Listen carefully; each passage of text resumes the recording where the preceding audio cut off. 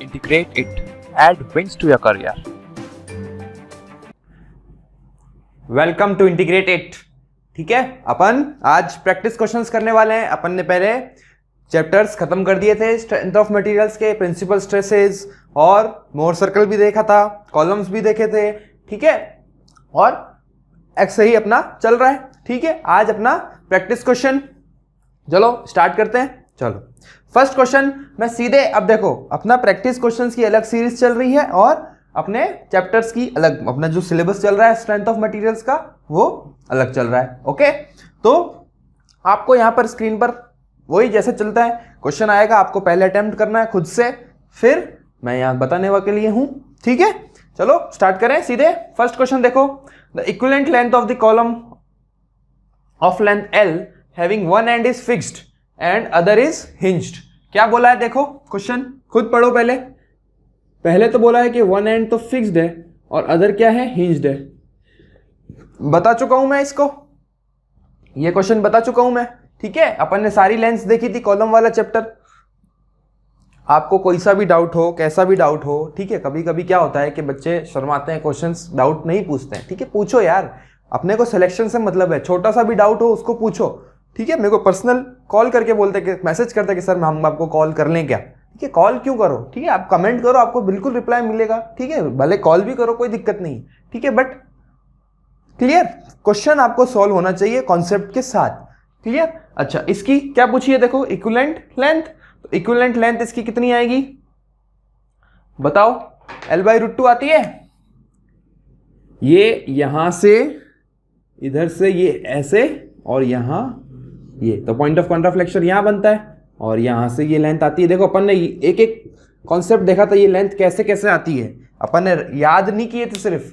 ठीक है, अगर एक एंड फिक्स्ड होता है तो कैसे आती है, एक एंड अगर फिक्स्ड होता था तो ये ऐसे जाता था। ठीक, तो यहां तक ये नीचे कवर करता था और ये पूरी लेंथ कितनी आती थी, 2L आती थी ना, ये लेंथ पूरी 2L आती थी। क्लियर, ये लेंथ अगर L होती थी तो इफेक्टिव लेंथ 2L आती थी, याद है ना। चलो नेक्स्ट क्वेश्चन, सिंपल क्वेश्चन है। देखो ये सारे क्वेश्चन अपन जितने भी कर रहे हैं वो सारे किसी न किसी एग्जाम्स में आए हुए हैं। ये बहुत बेसिक क्वेश्चन है और अपने खासकर राजस्थान जेईई के बच्चों के लिए तो बिल्कुल ही स्ट्रेट फॉरवर्ड क्वेश्चन आएंगे। ठीक है, बिल्कुल आसान क्वेश्चन आएंगे। टेक्निकल का पेपर बहुत बहुत लो लेवल रहता है। ओके, नेक्स्ट चलें। What is the expression for the crippling load for a column with both and hinge. देखो अब दोनों एंड हिंज्ड हो गए हैं और उसकी एक्सप्रेशन पूछी है, तो ये तो स्टैंडर्ड केस ही है हमारा, ये वाला हमारा स्टैंडर्ड केस है ना, दोनों एंड हिंज्ड। तो इसकी कितनी आती थी, π² EI/L²।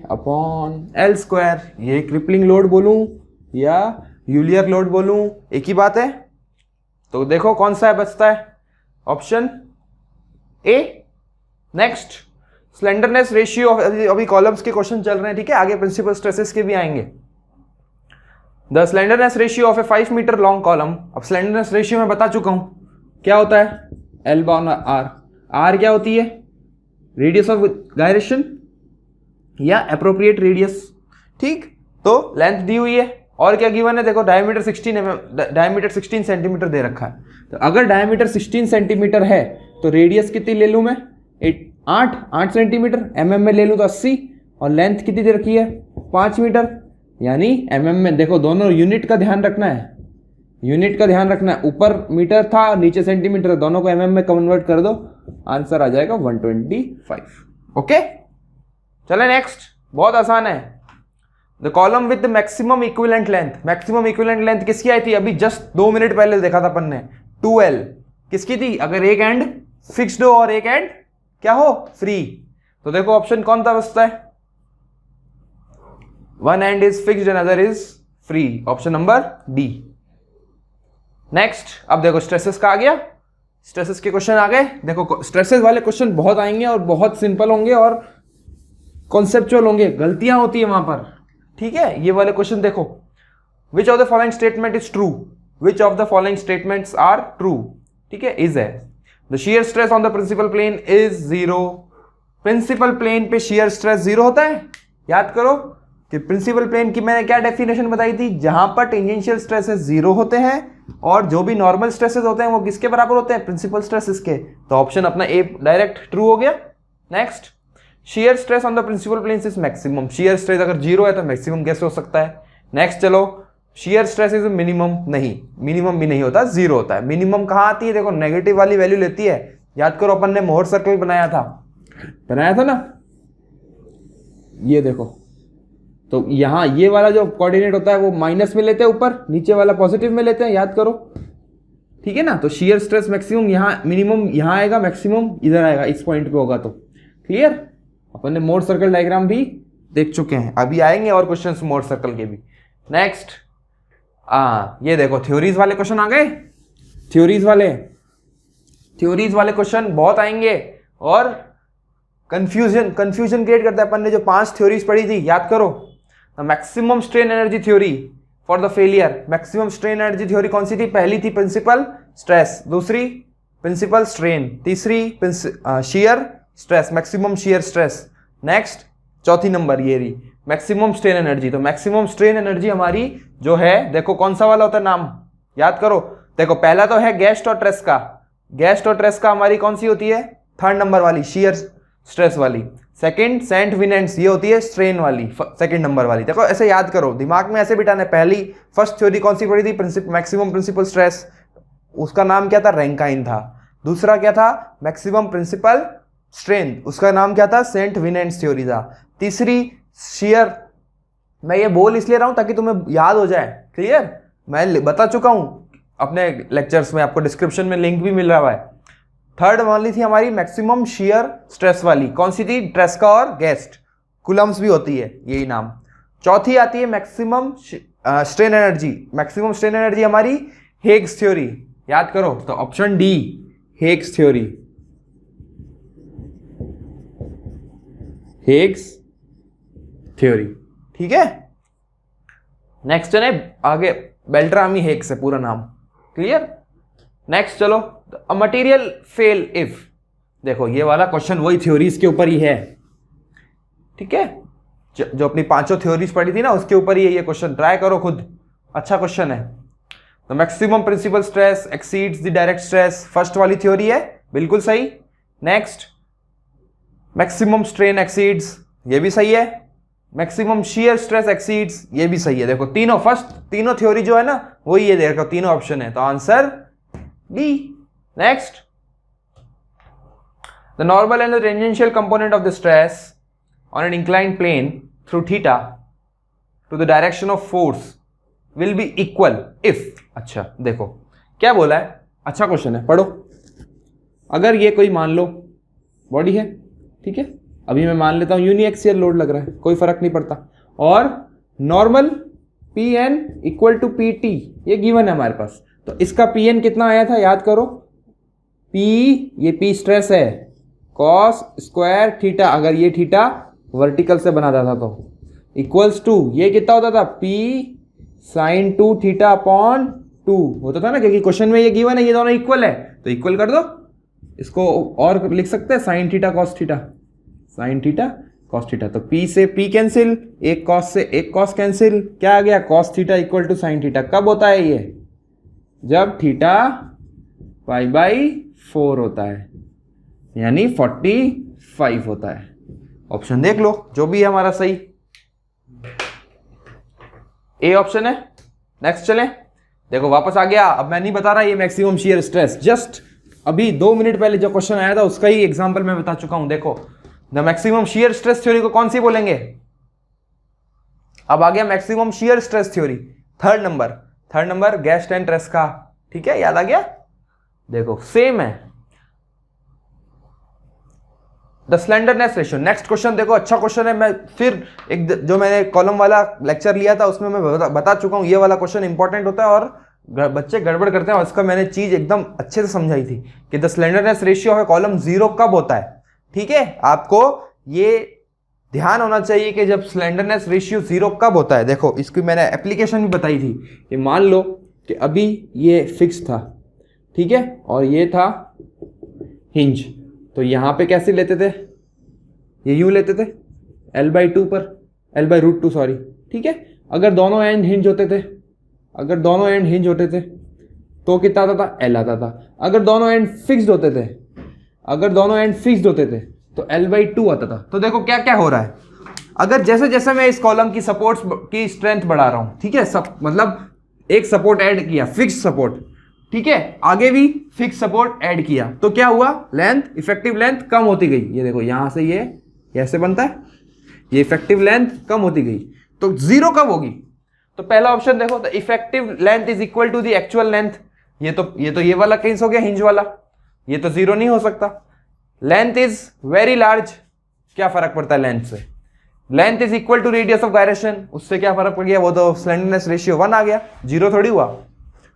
तो आंसर क्या होगा, नन ऑफ दीज, और ऑप्शन एग्जैक्ट क्या होगा, जब थ्रू आउट द कॉलम क्या हो, सपोर्टेड हो, through out supported,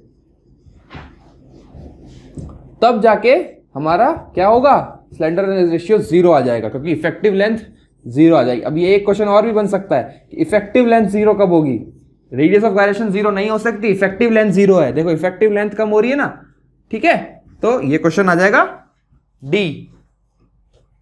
next, the ratio of tangential and the normal components, बहुत आसान, पढ़ो, खुद ट्राई करके देखो, आपकी स्क्रीन पे क्वेश्चन आ रहा है।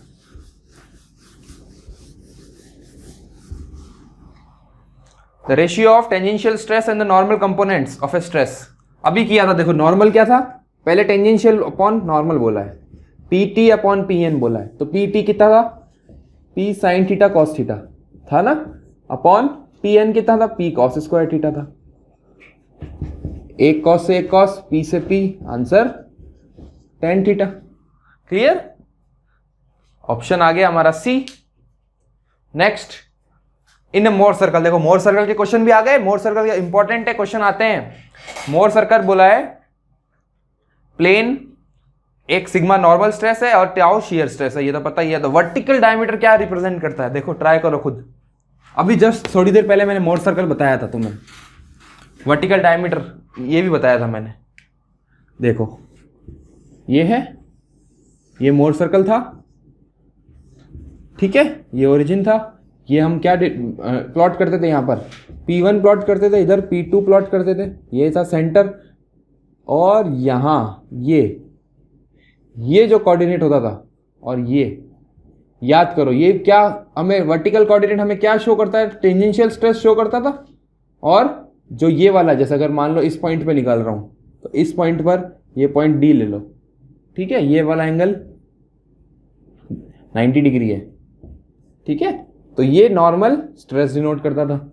तो बताओ वर्टिकल डायमीटर क्या डिनोट कर रहा है, मैक्सिमम शियर स्ट्रेस डिनोट कर रहा है ना, ये वाली मैक्सिमम, क्योंकि देखो यहां पर ये कम हो गई और कम हो गई, ये ऑर्डिनेट मैक्सिमम कब होगा, जब ये सेंटर, ये डायमीटर पर लाई करेगा, ठीक है, ये जो हमारा डी है पॉइंट, जिस पॉइंट पर हमें शियर स्ट्रेस निकालना है। तो बताओ मैक्सिमम क्या हुआ, ऑप्शन बच गया हमारा maximum shear stress, A option सीधे।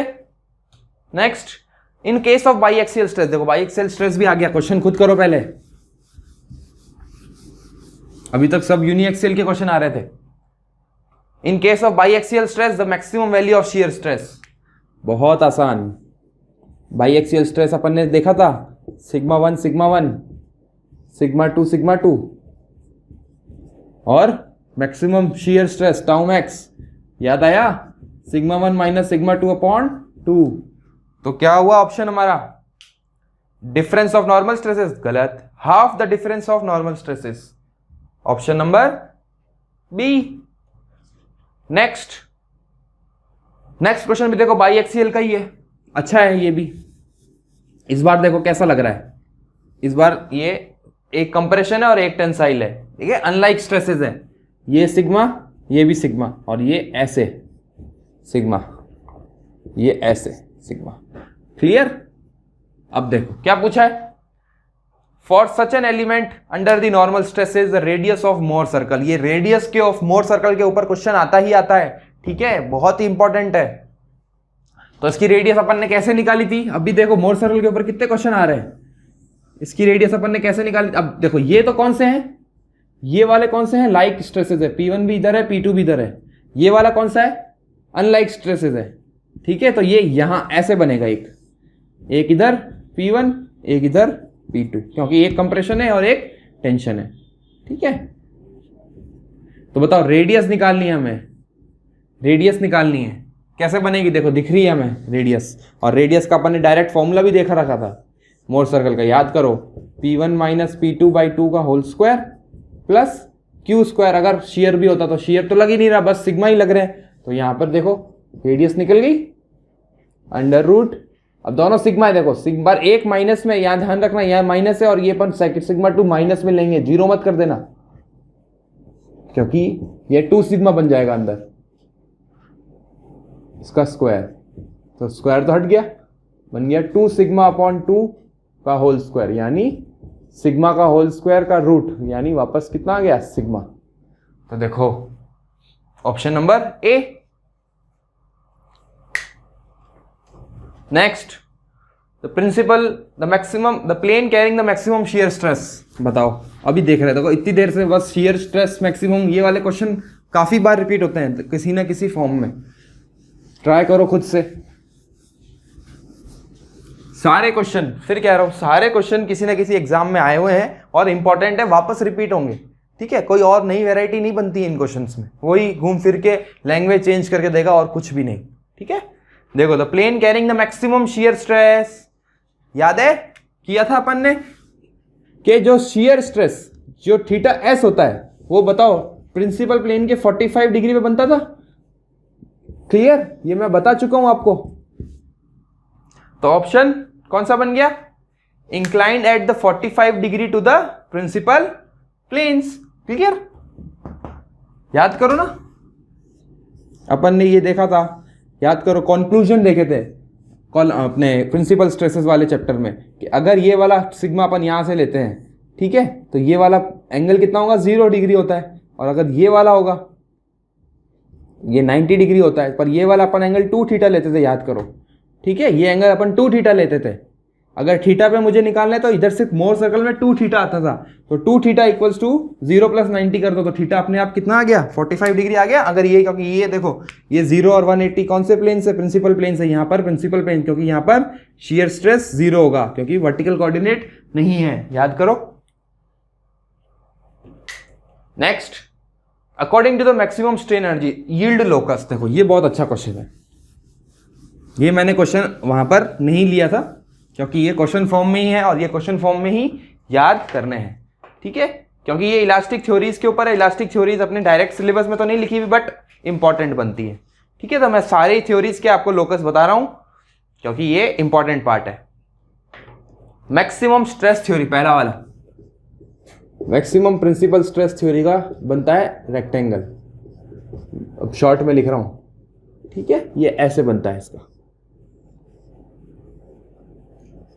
ये रेक्टेंगल है। ओके, मैक्सिमम प्रिंसिपल, ये इधर सिग्मा 1 अपॉन Fy प्लॉट होगा, इधर सिग्मा 2 अपॉन Fy। ठीक है, बाई एक्सियल अंदर अगर कोई भी पॉइंट लाई कर रहा है तो क्या होगा?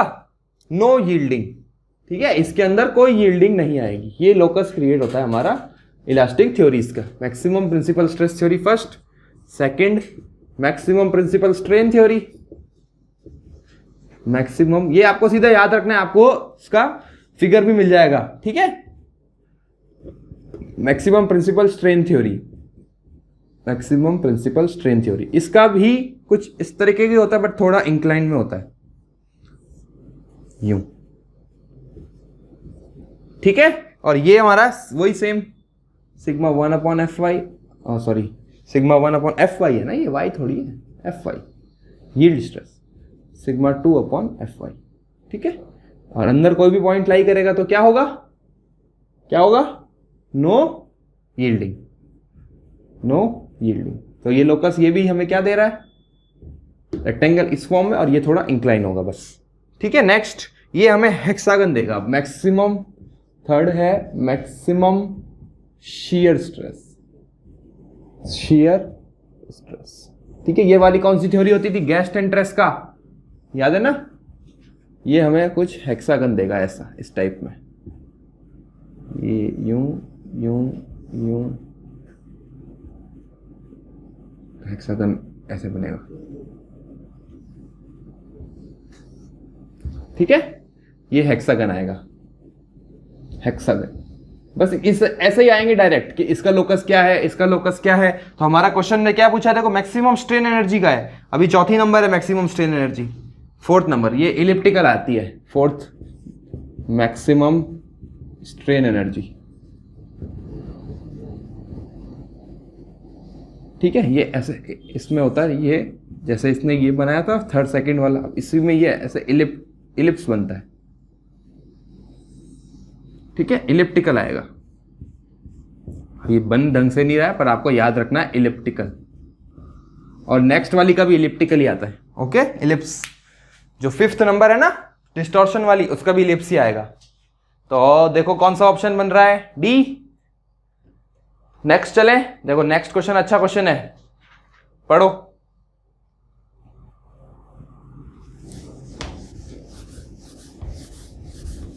Next question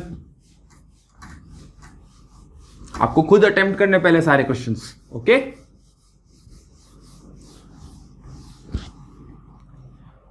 in a prismatic member with a cross section A and tensile load P, the maximum shear stress and its inclination। देखो बिल्कुल आसान कर चुके हैं अपन। मैक्सिमम shear stress कितना आता है, सिग्मा 2 तो है ही नहीं, तो P बाई A का आधा सीधा सीधा, और 45 डिग्री। देखो कौन सा ऑप्शन है, B. Next, in a prismatic bar carrying only at axial force, two planes on which normal and shear stresses are equal। देखो ये कर चुके हैं, इक्वल वाला कर चुके हैं। नॉर्मल और shear stress इक्वल कब होते हैं, जब cos theta equal to sin theta आया था, यानी tan theta equal to 1, tan theta 1 कब कब होता है, ये देखो अभी जस्ट अपन ने थोड़ी देर पहले किया था, याद है, p cos square theta equal to p sin theta cos theta किया था। देखो वही होता है, क्वेश्चन सब रिपीटेड है। अब इसके देखो दो ऑप्शन दे रखे हैं, तो थीटा एक तो 45 होता है, tan कौन से फर्स्ट क्वाड्रेंट में पॉजिटिव होता है और थर्ड क्वाड्रेंट में पॉजिटिव होता है, यानी 3/5/4 आएगी। नेक्स्ट देखो ये याद है ना, अब ये तो यार अपन पढ़ चुके हैं 12वीं में। तो ऑप्शन कौन सा बन रहा है, देखो बी ऑप्शन। नेक्स्ट, ये देखो वापस थ्योरीज के ऊपर आ गए क्वेश्चन। देखो वही है, बार बार क्वेश्चन वही के वही होते हैं, बट सिर्फ और सिर्फ नाम बदल के, ऑप्शन बदल के आ रहे हैं। ट्राई करो। अकॉर्डिंग टू द रैंकाइन्स हाइपोथेसिस, देखो रैंकाइन्स हाइपोथेसिस आ गया, नाम, थ्योरीज, मैक्सिमम प्रिंसिपल स्ट्रेस हमने याद किया था। अब पूछ रहा है ये रैंकाइन, तो रैंकाइन थ्योरी किसने, फर्स्ट वाली थ्योरी अपनी रैंकाइन थ्योरी थी। तो देखो ऑप्शन कौन सा बन रहा है, A maximum principal stress. Next, the radius of Mohr circle for 2 equal unlike principal stresses. ये मैं फिर बता चुका हूं, अपन ने मोहर सर्कल जस्ट अभी देखा था कि ये क्या है, देखो अनलाइक के लिए है। ये डायग्राम फॉर्म में अपन देख चुके थे, ये सिग्मा सिग्मा और ये एक टेंसाइल।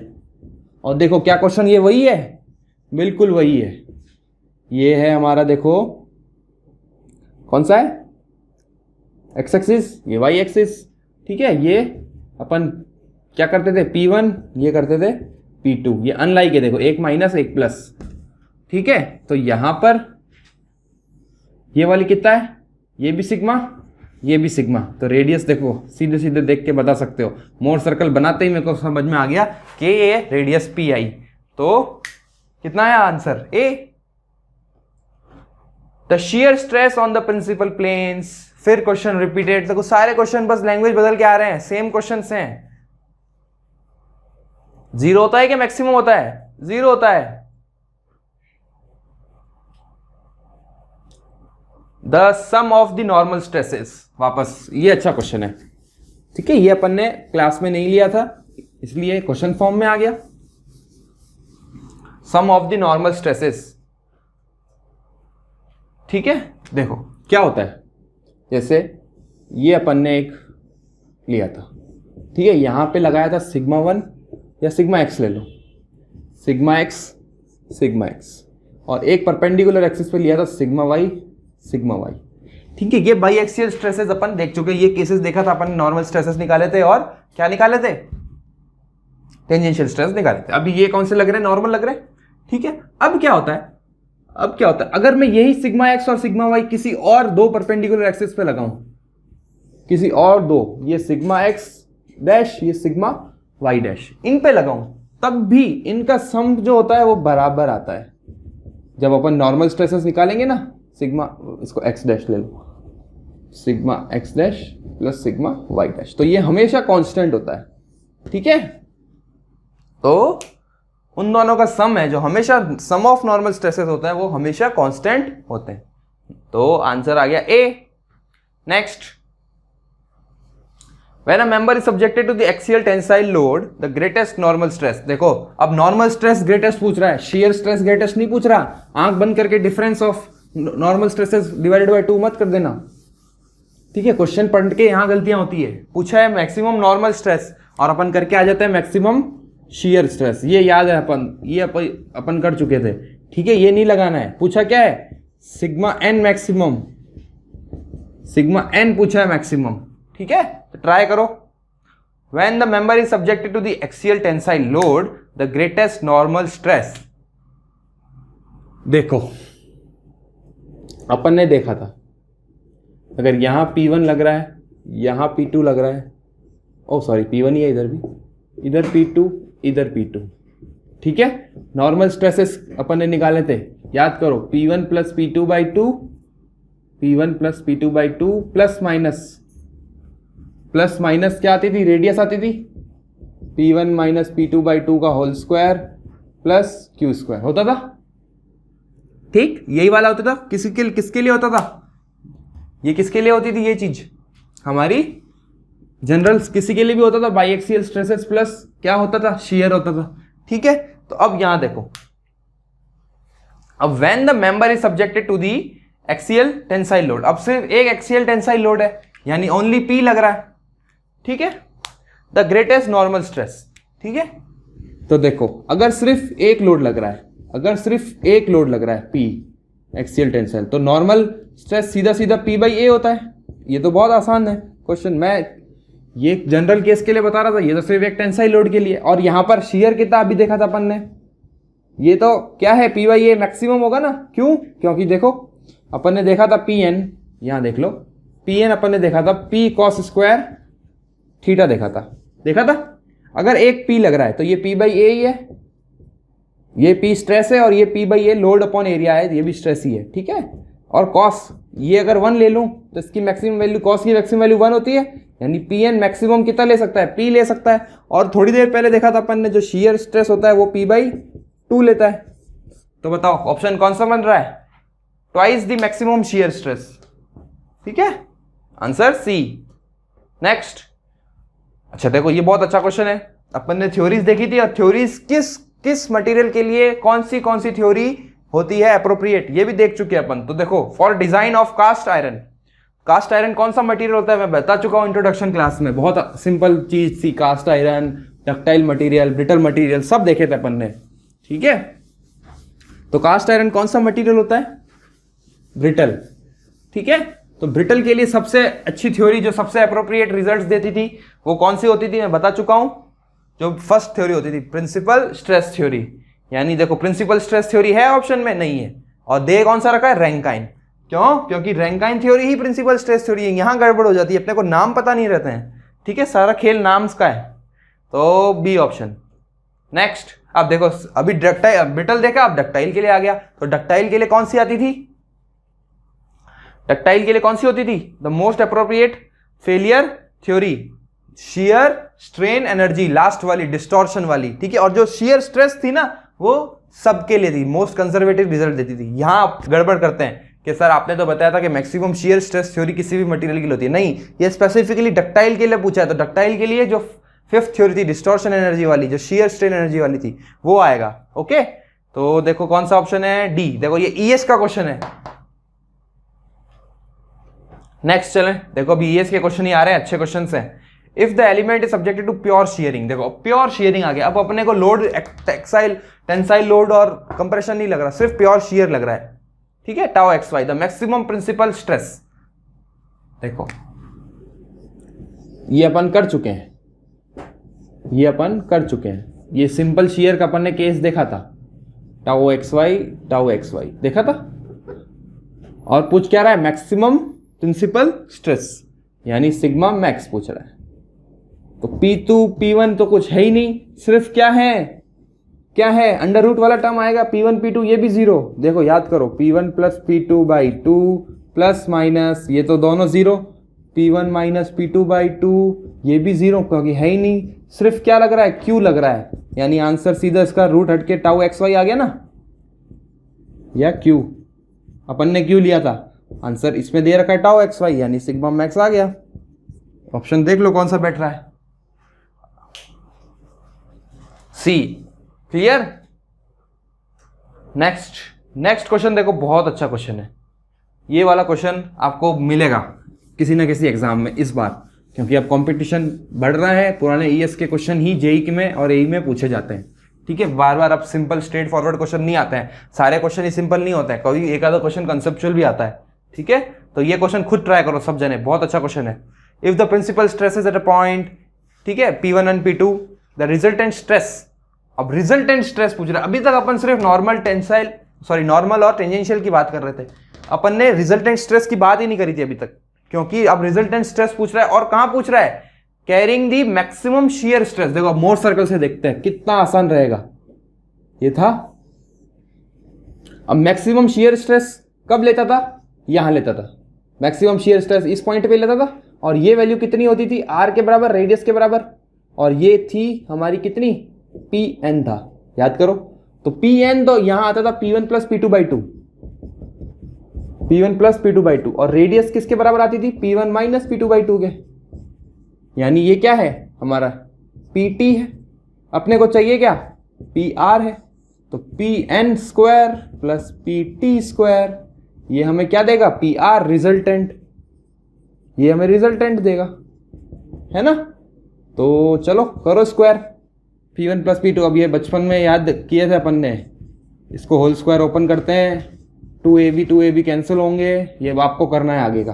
क्या बताऊं मैं, अरे यार इसको स्क्वायर ओपन करो तो ऊपर कितना बनेगा, P1 square plus P2 square plus 2P1 P2 बनेगा। 4 नीचे कॉमन ले लूं क्योंकि सेम डिनोमिनेटर आएगा, और ऐसे ही इधर से भी यही आएगा, P1 square plus P2 square, अब माइनस 2P1 P2 आएगा इधर, तो ये कैंसिल।